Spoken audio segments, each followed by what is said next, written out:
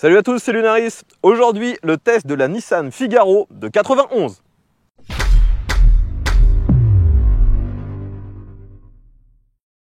Les amis, aujourd'hui, je suis de nouveau avec Laurent. Bonjour à tous. Donc si vous suivez la chaîne, vous avez probablement déjà vu, il y a de ça quelques temps, le test de la Nissan B1. Et donc, si je me trompe pas, on est sur la même série de voitures. Voilà, on est sur les Pike Factory et donc la B1, c'était la première comme son nom l'indique. Et là, on est sur la dernière officielle de la Pike Factory, la Figaro, 1991, présentée au Tokyo Motor Show de 1987. Et donc commercialisée ensuite en 91. Commercialisée en 91. Donc, et si je me souviens bien d'ailleurs, la commercialisation c'était un truc bizarre, il fallait participer à un genre de loterie. Il fallait participer à une loterie, c'est bien ça. Il n'y a eu que 20 000 heureux gagnants. Bon, on va passer en revue la voiture comme on avait pu le faire pour la B1. On va faire le tour tout d'abord de l'extérieur, on passera à l'intérieur. Et pour finir, on ira tous les deux faire un petit tour avec.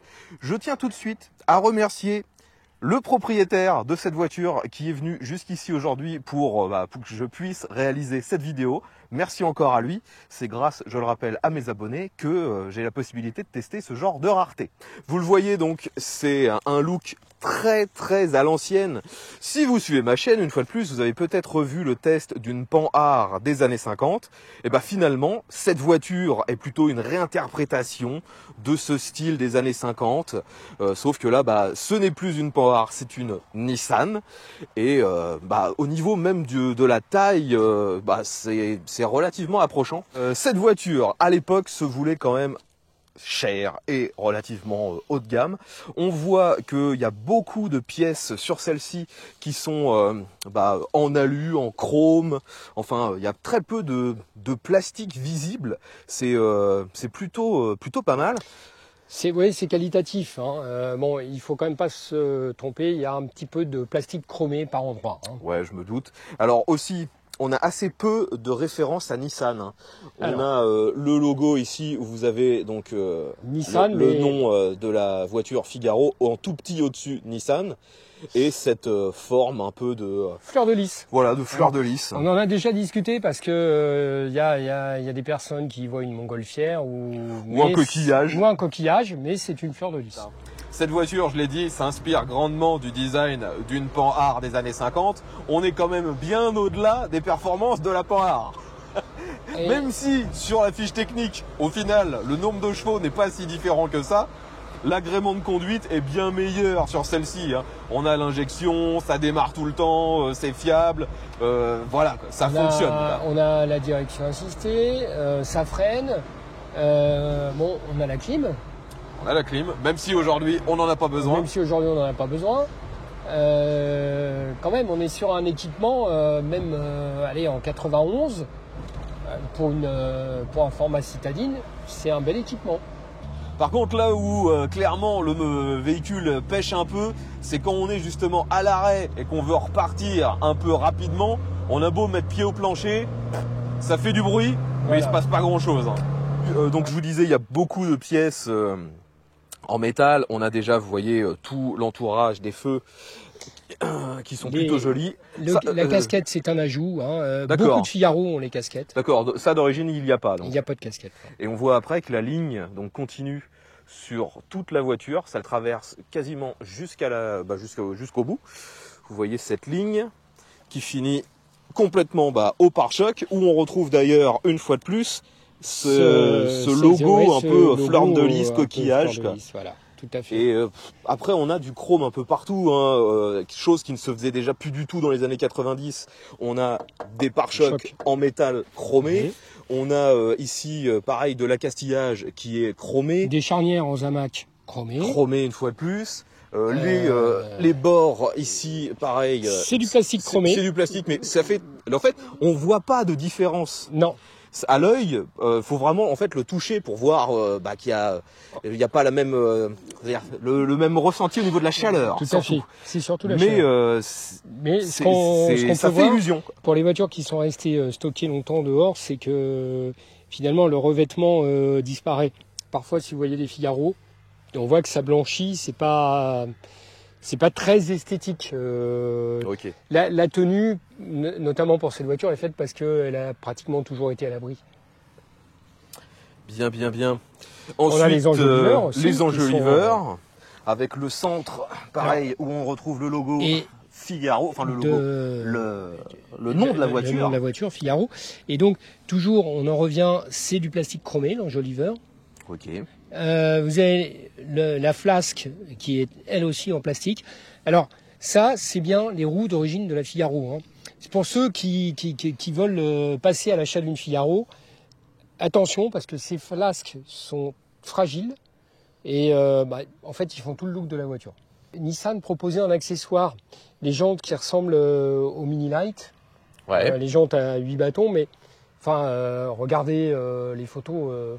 Clairement, ça va pas du tout à la voiture. Non, non, là, ça lui donne vraiment un look à l'ancienne. Et le fait qu'elle ait les flasques blancs, ça rappelle, à l'époque, les flancs blancs des pneus. Tout à fait. J'ai même vu d'ailleurs, parfois, des possesseurs de cette voiture qui vont jusqu'à changer les pneus par des flancs blancs. Voilà. Alors mais ça fait peut-être trop, après. Ça fait peut-être trop. Moi, ce que j'ai vu, mais c'est certainement des gens qui n'avaient plus les enjoliveurs, c'est qu'effectivement, ils sont passés sur des pneus à flanc blanc avec des enjoliveurs full moon. On en voit parfois en Angleterre. Mais ça, c'est clairement parce que les gens n'ont plus les enjoliveurs. Et d'ailleurs, parfois, elles sont passées en 13. Elles sont plus en 12. Parce que là, ouais, on va le dire aussi, c'est des tout petits pneus. Ce sont des roues de 12. 70, 12. Hop. Au final, en 12, il y a quoi comme autre voiture qui était en 12 des mini, quoi. Ouais, les mini, il y avait pratiquement plus de voitures en 12 dans les années 90. Hein. Et ce qui est étonnant, en fait, c'est que vu que la voiture, elle est très bien proportionnée, on n'a pas l'impression que les pneus sont si petits que ça. Alors, pour finir sur tout ce qui est chromé, on a bien sûr ici la fixation qui est en plastique chromé, je suppose que c'est du plastique. Quoique. Il y a des fois, c'est un peu difficile à voir. Hein. Ouais. Une fois de plus, là, on a le répétiteur de clignotant avec le petit logo Nissan. Hein, c'est très dissimulé. Ah, mais ce qui est étonnant, c'est le nombre de pièces spécifiques que ces voitures peuvent avoir. Elles étaient soit chères, mais ça s'explique. Parce que sur des toutes petites séries comme ça, celle-là, finalement, elle a été produite qu'à 20 000 exemplaires. Alors, imaginez les investissements en moule. Oui, pour réussir à faire toutes les spécificités. On a de la chance. Le clignotant droit et le gauche sont les mêmes. Mais les embasses de rétroviseur, les feux arrière, les feux avant, toutes ces pièces-là, elles sont spécifiques à droite ou à gauche. Donc finalement, vous en produisez 20 000. Donc on peut comprendre qu'à l'époque, c'était pas donné. Quoi. Ça explique. Même si, j'imagine, elles ont été vendues à perte. Hein. Finissons avec tout ce qui est chromé. On a bien sûr les pièces ici. Alors là, ça, je pense que c'est de l'alu qui a été poli en fait. Hein. Ouais. Le montant de la fenêtre. D'ailleurs, on peut voir si on ouvre que la fenêtre est sans montant. Ce qui était loin d'être la norme à l'époque. Et on a aussi donc la poignée de porte qui est tout en métal avec ce petit mécanisme qui fonctionne parfaitement bien. C'est une fois de plus, hein, ça fait vraiment penser même au feeling, au toucher à une voiture des années 50. Hein. On n'a pas du tout l'impression d'être sur une voiture des années 90. Non, quand on ouvre la porte, on a quelque chose de solide. C'est en qualité perçue. Oui, on perçoit la qualité. C'est clairement, il y a aucun souci. Et après, bien sûr, la dernière grosse pièce, le montant principal, l'encadrement de pare-brise, qui lui aussi est en alu. Et voilà. Après, bien sûr, hein, on va retrouver toutes ces pièces en chrome aussi à l'intérieur. On verra ça tout à l'heure. Et je vois que je découvre encore des pièces chromées. Ici, les gicleurs de lave-glace. Enfin. Une voiture qui se voulait quand même haut de gamme et qui se distinguait clairement de tout ce qui pouvait être produit, peu importe en fait le constructeur. Aucune autre voiture de cette époque ressemble à ça. Voilà, et alors quand on prend le catalogue, parce que dans le catalogue on voit bien à qui on s'adresse, hein, la voiture est prise en photo dans 3 villes, Paris, Tokyo et New York. Ouais. Et pourtant, elle n'a été vendue qu'au Japon. Elle n'a été vendue qu'au Japon. C'était strict JDM, mais il s'adressait plutôt à une clientèle effectivement trentenaire, CSP+. Alors, pendant qu'on est à l'extérieur, on va tout de suite passer sur le point, on va dire, faible de cette voiture, la motorisation. Je te laisse ouvrir la baie moteur. Baie moteur d'ailleurs qui s'ouvre à l'inverse des conventions. Tout à fait. ça s'ouvre Alors, comme ça. Ça s'ouvre comme ça. Je te laisse Pardon, mettre on va béquiller. la petite tige. Et donc là, attention, le MA10 EDET. Donc MA, c'est la famille de ce moteur-là. 10, c'est sa cylindrée, 986 cm3. E pour injection. Et T pour turbo. Et oui, turbo. Et oui, de toute façon, on voit tout de suite, ça transpire le sport avec cette peinture rouge. Cache-culbut rouge. Le gros turbo qui est écrit. Pour un peu, il aurait pu être verniculé pour faire Ferrari. Testarossa, le cache-culbut. Et Bon. donc, rappelle-nous, ça sort la puissance phénoménale de... 76 chevaux. Ouf. Ah, ça fait rêver. Ça fait rêver. Ça fait rêver. Alors, on le verra en plus, vraiment bien secondé par une boîte de vitesse étagée juste comme il faut. Un plaisir. En fait, dès les premiers tours de roue avec cette voiture, l'impression générale qui revient en termes de performance, c'est l'impression qu'on aurait sur une grosse américaine. Les grosses américaines des années 70, 80, même 90 avaient d'énormes moteurs, mais couplés à des boîtes de vitesse préhistoriques qui bouffaient les 3/4 de la puissance du moteur. Bah là, on a un peu ce sentiment-là, sauf qu'en plus, on n'a pas le gros moteur. Ben voilà. On va arrêter de critiquer la boîte, elle a quand même quelques bons côtés. On l'a dit, c'est une véritable boîte automatique et non pas une boîte robotisée. Ce qui fait que lorsque vous faites des manœuvres ou quand vous voulez faire un démarrage en côte, eh bien, vous retrouvez cette facilité typique aux voitures équipées des boîtes à convertisseurs de couple. Et pour le coup, ce sera bien plus simple qu'avec une boîte robotisée qui demande absolument à ce que vous accélériez pour que le véhicule se déplace. Là, par exemple, on va essayer de faire une petite accélération. Donc là, je suis à 20 km/h, j'accélère à fond. À fond, hein. Là, je suis à fond. Donc ça monte à 6000 tours. Là, je suis à 60, 70, 80, 90. Et on arrive péniblement à 100. Là, je relâche la pression parce que on sent bien que le moteur, il en peut plus. Ouais, il demande. Arrête. C'est ça. Le fait aussi d'avoir cette boîte 3 vitesses fait que c'est quand même relativement bruyant. Le propriétaire nous disait d'ailleurs qu'il avait fréquemment fait des gros trajets sur l'autoroute et que il se retrouvait à 120, 130, entre 4 et 5000 tours. Donc forcément la conso s'en ressent et qu'il était à 8 litres au 100. Ce qui peut sembler beaucoup à l'heure actuelle pour un véhicule de ce gabarit. Mais finalement, à l'époque, avec une boîte auto, 8 litres au 100, moi ça me paraît tout à fait normal. C'était c'était le standard de l'époque. C'est une voiture que nous avons fait venir l'année dernière, avec un historique limpide, et puis un bon point pour elle, la direction assistée, la pompe de DA et tout le circuit de DA venait d'être refait. Ça peut être un problème sur les Figaro, parce que oui, la Figaro quand même pour une petite voiture comme c'est pour l'époque, est équipé d'une boîte automatique, de la direction assistée et aussi la clim. On le verra après. Et tout ça, bien sûr, c'était standard. En fait, il n'y avait pas vraiment d'options. Voilà, elles étaient toutes à peu près pareilles. À peu près pareil. Pour dire, donc classiquement sur les Pipe Factory, 4 couleurs. 4 couleurs représentant la saison. Donc là, nous sommes sur l'Emerald Green, donc le vert émeraude, qui, là, on est en automne, lui représente le printemps. D'accord. Derrière, il y avait la Pale Aqua qui représente l'été. L'été. Elle est bleue. Hein. Une qui est marron métallisé, topaz mist, voilà, c'est pour l'automne. Et une gris violette.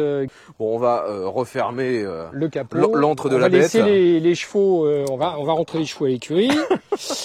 Et puis on va continuer donc toujours sur l'extérieur. On va passer sur le compartiment à bagages.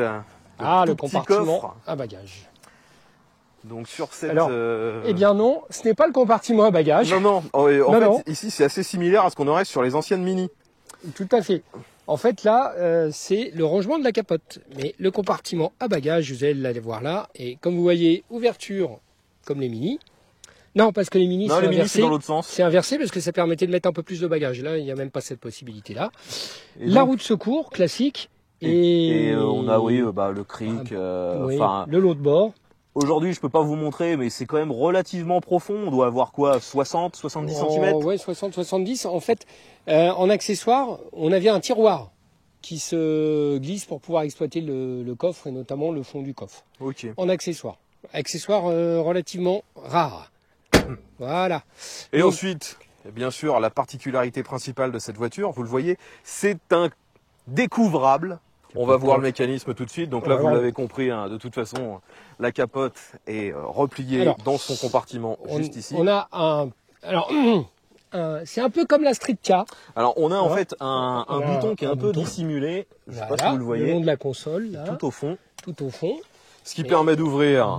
Donc, ça libère la capote, le coffre. Donc là, oui, il faut alors, retirer. Pour la finition, on a ici quelques pressions à enlever. Voilà. Et pas oublier de les enlever parce qu'autrement, nous allons les arracher. Après, on peut voir que cette partie, donc, elle tient avec des vérins, ce que le coffre n'avait pas. Voilà. Maintenant, on retire les attaches. Donc ça évite que toute la partie fonctionnelle de la capote, l'armature, etc. bouge quand vous roulez et viennent taper dans le coffre.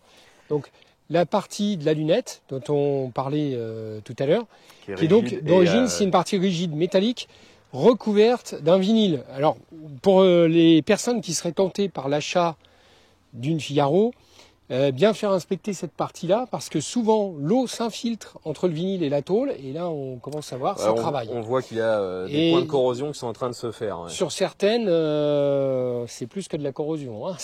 Parfois c'est mort. C'est mort. Alors, on en parlait tout à l'heure, il y a une boutique anglaise qui propose des refabrications. Vous avez soit une refabrication en tôle, soit une refabrication en résine. Je ne saurais trop recommander la résine. Donc, on a des jolies pattes chromées pour venir tenir la capote. Et donc, au final, on retrouve vraiment un système qui est assez similaire à ce qu'on a sur un cabriolet tout à fait, oui, standard. parce que... Et là, donc, on a bien sûr l'espace qui permet de contenir la capote. Je suppose qu'il peut exceptionnellement être utilisé comme un espace de rangement. Mais de toute façon, ça vous fera des grosses contraintes parce que vous ne pouvez pas mettre quelque chose de haut. Non, et puis il faut mieux mettre quelque chose de souple, mais on va dire un gros blouson l'hiver ou quelque chose comme ça. Oui, ou même un petit sac à dos, ça passe. Un petit sac à dos, ça passe. Alors, vous avez aussi, parce que bien évidemment, comme sur beaucoup de cabriolets, on dira la maladie, c'est les entrées d'eau. Donc notamment le coffre fait partie de ces entrées d'eau. On voit qu'il y a des évacuations d'eau. Sur les côtés, juste ouais, ici. Alors pareil, là, nous en discutions avec Clément, qui est le propriétaire. Bien les inspecter, s'assurer qu'elles ne soient pas bouchées, etc. Parce qu'autrement, vous avez l'eau qui stagne dans le coffre. Et puis, vous connaissez, ça crée des problèmes. Vous connaissez tôle, eau et oxygène. On connaît tous le résultat. Ce que j'adore vraiment, par contre, à la conduite, c'est le confort des sièges déjà. C'est pas du tout sport, il n'y a pas de maintien, mais on est vraiment super bien assis. Le volant a une prise en main juste parfaite. Par contre, il n'est pas réglable du tout. Et devant moi, les compteurs qui ressemblent à des aiguilles de vieux coucous suisses. Franchement, j'adore cette ambiance. C'est une fois de plus vraiment pour la balade. Là, vous le voyez, on est dans quelques virages. Ça n'incite pas à prendre plus de vitesse. Il y a du roulis. Le véhicule n'est pas très, dynamique. Il y a une direction assistée, comme tu l'as dit, qui est vraiment très assistée. Et à l'inverse, ça fait que c'est facile dans les situations où on est à faible vitesse. Mais quand on commence à rouler de manière un peu dynamique, c'est pas adapté. C'est flou. C'est flou. Ouais. Là, par exemple, juste dans ce rond-point, en le prenant à faible vitesse, on est tout de suite éjecté vers l'extérieur. Hein. Comme je vous disais, le maintien dans le siège, il est limité. Mais on est dans un confort royal. Maintenant, on va passer à l'intérieur. Et on peut voir que donc sur l'intérieur, déjà, c'est très beige. Alors, très beige. Elles vont toutes être très beige. Elles ont toutes le même cuir, même volant, même façade de tableau de bord, même console, etc. Donc on va rentrer en fonction des couleurs extérieures. Qu'est-ce qui va changer à l'intérieur? Vous avez la casquette de tableau de bord. Alors j'en profite aussi, cette casquette de tableau de bord, un bon moyen de savoir si la voiture a été beaucoup à l'extérieur. Elles finissent par être abîmées et cuire au soleil. D'accord, elle se craquelle, je suppose. Elle se craquelle, voilà. Donc la casquette de tableau de bord est coordonnée à l'extérieur et au centre de volant. Le centre de volant. Au passepoil de la sellerie. et la moquette qui est en accord avec la couleur extérieure. Ok. Voilà, là on est vraiment... ça permet aussi de voir si la voiture, bon si elle a été repeinte vous allez le savoir, mais ça permet de voir si vraiment on est sur une voiture d'origine, quoi. Ensuite, oui, si on revient une fois plus sur la finition, on peut voir que, comme à l'extérieur, tout est en chrome. Donc Alors, là, c'est beaucoup plus souvent des pièces en plastique. Alors, voilà, par contre, là hein. c'est des pièces en plastique, donc on retrouve le fameux La motif fleur de lys, fleur de lys ou coquillage. Même chose ici. Même chose ici, donc comme tu le précisais, c'est de la tôle. La pâte aussi, c'est une fonderie d'aluminium, donc c'est quand même résistant. Après, on a d'autres trucs en chrome juste ici. Mais chrome plastique. Tous les voyants, vous voyez ici, sont cerclés de chrome. Les boutons, ça fait presque boutons qu'on aurait sur un avion, mais là en plus en version chromée, et on retrouve aussi la forme de la fleur de lys. Donc toujours sur les chromes, on a d'autres boutons de l'autre côté. Un pour la climatisation, l'autre pour les feux de détresse, et ensuite toute, on va dire, la partie pour la gestion du flux d'air, chaud, froid, et c'est une fois de plus une pièce en métal, c'est plutôt joli, hein. Il n'y a pas grand chose à dire, et ça contraste d'ailleurs un peu trop à mon goût avec les aérations juste au-dessus, qui elles sont vraiment super cheap. Donc une particularité de cette clé, c'est que vous ne pouvez pas la retirer comme ça, c'est comme sur certaines américaines et japonaises, il faut appuyer sur le petit bouton qu'on a là. J'ai profité qu'il n'y ait personne derrière pour faire un petit freinage d'ailleurs. Je freine un peu fort. C'est une fois de plus, c'est confort, quoi. Il n'y a aucune brutalité, quoi. On veut ralentir, ça ralentit, mais vous n'allez pas tout bloquer d'un seul coup. Tout est fait pour être suave, voilà, tranquille. tu vois, pour faire un parallèle, quand tu parlais des américaines, pour moi c'est comme la Mustang. Quand on avait essayé la Mustang ensemble, c'est un peu ça. C'est le même type de sensation. On est sur une voiture, c'est quand même un petit peu bateau, même si elle est beaucoup plus petite. Comme tu dis, on a une boîte auto qui est vraiment une boîte à l'ancienne, machin. Ça freine, c'est rassurant. Mais oui, clairement, c'est pas une sportive. Ah non, il n'y a aucune sportivité dans cette voiture. Ça, faut bien l'avoir en tête quand on décide d'en acquérir une. Mais j'aime beaucoup la conduire, hein. C'est vraiment tranquille. C'est une petite voiture agréable pour un budget, on va dire, encore abordable, d'un entretien simple. Oui, parce que tu m'as dit donc toutes les pièces, l'essentiel des pièces, c'est les pièces de Micra. C'est les pièces de Micra. Donc on doit pouvoir faire l'entretien assez simplement. Alors maintenant, pendant que j'y pense, on va parler un peu des aspects de rangement à l'intérieur, parce qu'on a vu que le coffre n'était pas très grand. Donc vous avez aussi des vides-poches dans les portes, mais ils sont très très étroits, ils sont relativement profonds. Là, vous pouvez voir qu'on y met un petit livret sans trop de problèmes, mais c'est très étroit. C'est très étroit. Si vous avez un portefeuille très garni, ça rentre pas. Voilà. Alors, peu de rangement finalement, hein. Une petite boîte à gants. Alors, petite boîte à gants, un peu similaire, pareil, à ce qu'on avait sur certaines mini de l'époque. Et comme vous voyez, là c'est vraiment très petit. Quand on met quelques CD, c'est tout petit. Alors, ce qui existait en accessoire, parce qu'on n'est pas sur de l'option, il y avait un panier en osier, qui en fait une sorte de range-revue en osier qui venait ici. Et on a aussi, alors il existe en refabrication, un double porte-gobelet. À savoir, c'est une pièce là qui est formée pour se mettre sur la console, et vous avez les emplacements pour les gobelets. Comme autre accessoire, alors oui, parce qu'au Japon, c'est toujours, on en a déjà parlé, le climat peut quand même être assez dur. Il y avait des housses en lin pour recouvrir les housses, les sièges cuir pour l'été. D'accord. Donc ça peut être assez agréable.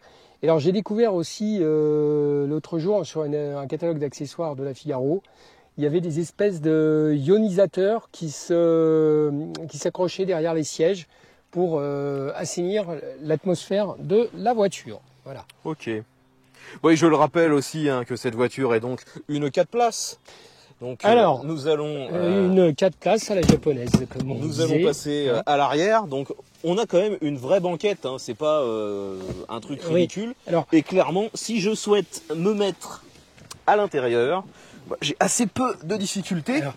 Après, c'est vrai que le sol est haut par rapport à la hauteur de la banquette. Et puis autre chose, c'est qu'en fait l'assise et le dossier ont un angle inférieur à 90 degrés, ce qui est quand même assez rare. Oui, c'est vrai qu'on est un peu, on cale vraiment les reins, les fesses dans le fond, et après on est penché vers l'avant. Mais bon, c'est voilà. Donc là, j'ai rabattu le siège devant moi et j'ai encore un peu de place pour mes genoux. Mais clairement, là, je pense que si quelqu'un essaie de se mettre sur la place avant, il sera pas très bien installé. Et il aura aussi le menton dans les genoux, comme toi, à l'arrière. C'est ça. Donc je pense vraiment que si on prend des gens d'un gabarit européen, on va plutôt considérer que c'est une 3 places plutôt qu'une 4. Hein. Alors une 3 places ou une 2+2, bon, des petits enfants. Voilà, oui, des enfants passent sans problème, à l'arrière. En fait, on est peu ou prou, on va dire, comme sur une 206 cc finalement. Donc les amis, vous l'aurez compris, hein, si vous voulez une voiture au final pas si ancienne que ça, mais déjà compatible avec la carte grise collection, qui a le look d'une automobile des années 50 et la fiabilité d'une des années 90, bah on a quand même un bon combo bien intéressant là. Oui. Donc le tarif, on l'a dit, une en bon état entre 12 et 15 000 actuellement. Ça risque d'augmenter, donc si vous êtes vraiment intéressé, bah, contactez Laurent. Il se fera un plaisir de vous en trouver une dans le meilleur état possible. Ben voilà, dans le meilleur état possible. Et puis bah une fois de plus, hein, si vous avez des questions concernant ce véhicule, l'espace commentaire est là pour ça. Si vous êtes l'un des rares possesseurs, ou si vous l'avez possédé ou testé, ou si vous avez eu l'occasion de rouler avec, eh bien dites-nous ce que vous en pensez. Ce sera intéressant d'avoir votre retour d'expérience. Moi je tiens une fois de plus déjà à te remercier Laurent d'avoir participé de nouveau à cette vidéo et de nous éclairer de tes lumières. Avec grand plaisir, et puis on va remercier aussi ton client. Surtout Clément, voilà. Qui nous a mis à disposition ce véhicule toute la journée. C'était super sympa de sa part. Voilà. Si vous avez apprécié la vidéo, un petit pouce vers le haut, partagez-la sur les réseaux sociaux. Abonnez-vous si ce n'est pas déjà fait, vu que je fais ce genre de vidéos assez régulièrement. Et je vous invite également à revenir voir les anciennes vidéos qu'on a pu faire sur d'autres véhicules, sur une Panhard des années 50 et aussi avec Laurent sur la B1 et sur d'autres véhicules. Merci encore d'avoir regardé la vidéo dans son intégralité. On se retrouve très bientôt pour un nouveau test. Bye à tous!